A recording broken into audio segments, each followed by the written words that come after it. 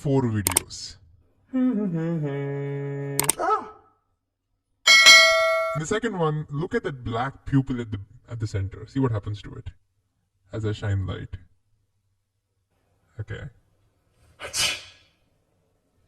And over here, my leg is coming up automatically. I'm not doing this on purpose.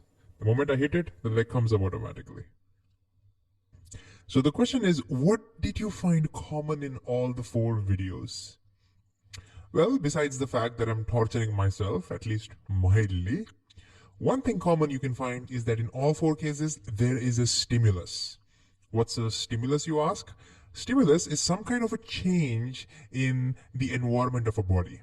For example, over here, the temperature of the finger changes. That's a stimulus. Over here, the amount of light entering my eye changes. Stimulus. Here, before I sneezed, I sniffed something. So the environment inside my nose changed. Stimulus. And over here, I'm hitting myself somewhere at the knee. So the pressure changed. Again, a stimulus. Okay. What else is common? Well, I am responding to that stimulus in all the 4 cases. Over here, I move my hand away. Here, my pupils become smaller. Over here, I sneeze, trying to get that, get something out. And over here, my leg raises. So there's a response to the stimulus. Great. There's one more thing that's common in all the 4. What's that? The thing is, these responses are all involuntary, meaning I am not consciously deciding to do that. It's happening automatically, right? So it's an involuntary response to a stimulus. That, my dear friend, is what we call a reflex action. So let's write that down.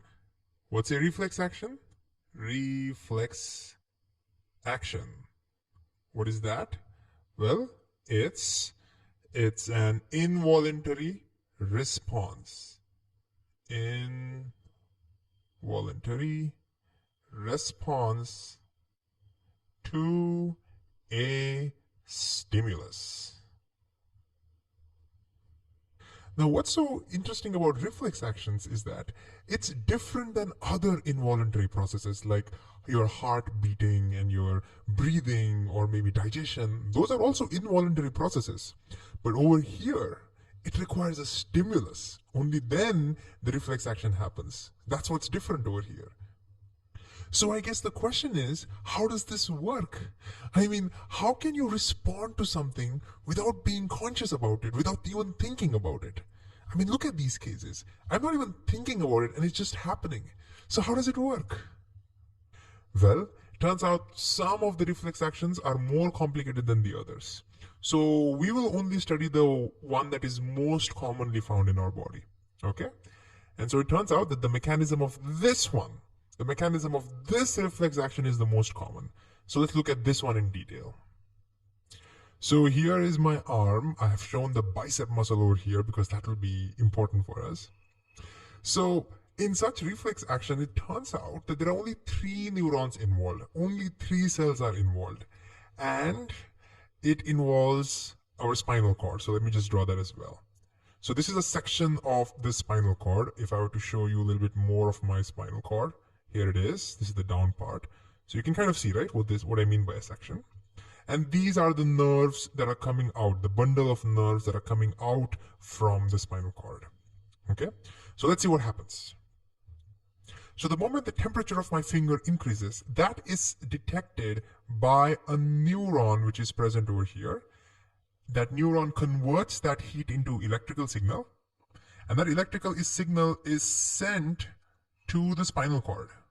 So this is a neuron, and if you're wondering why am I looping it over here, I'll tell you in a second. But anyways, this single neuron, and if you're wondering, can a cell be this long? The answer is yes. Neurons are the longest cells in our body. Neurons can be really, really long, okay? So that single neuron takes that electrical signal and sends it to the spinal cord. What happens after that? Well, then that signal is taken by another neuron. So the signal goes to another neuron over here, another neuron over here, and then that signal goes to the brain. The neuron sends that signal to the brain. So it's going like this, goes this way, and then from here, that signal goes to the brain. And this is what happens all the time. So there's nothing different over here. But what's different in reflex action, what happens next is that it will not wait for the brain to give command. Okay?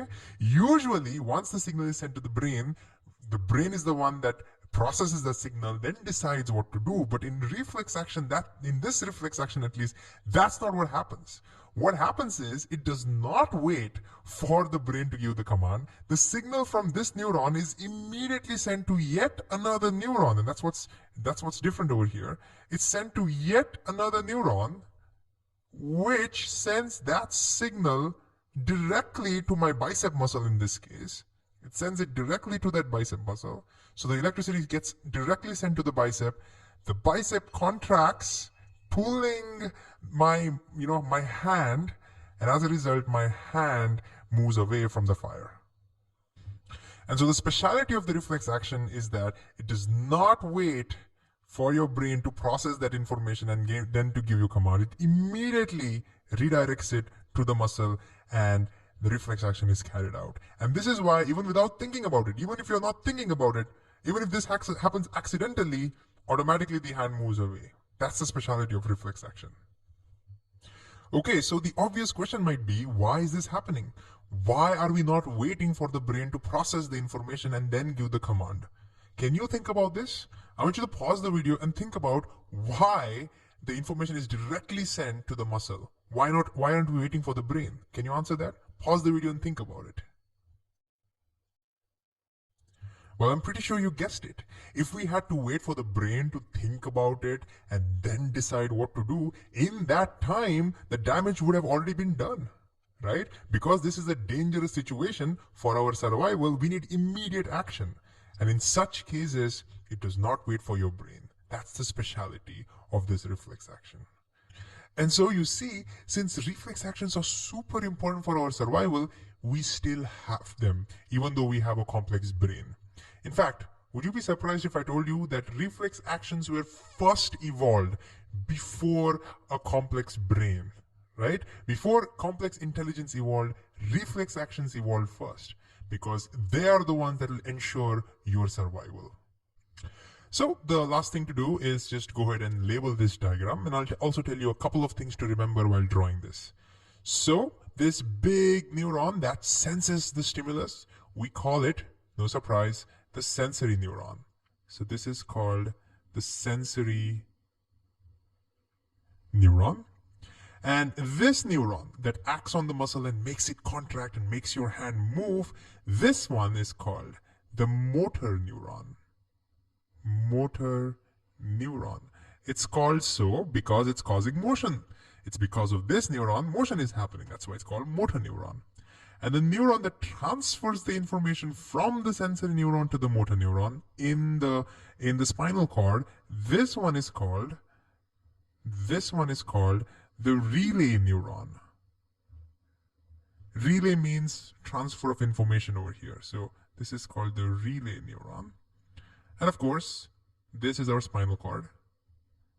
This is our spinal cord.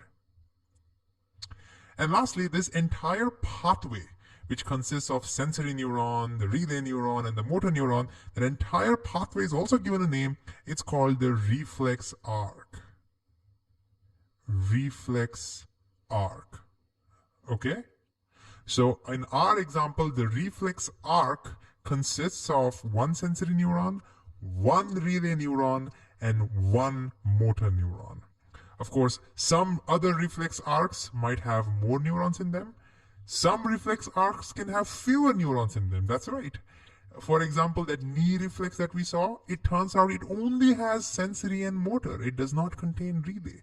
So some reflex arcs can have only 2 neurons, but the most common ones will have 3 neurons in them.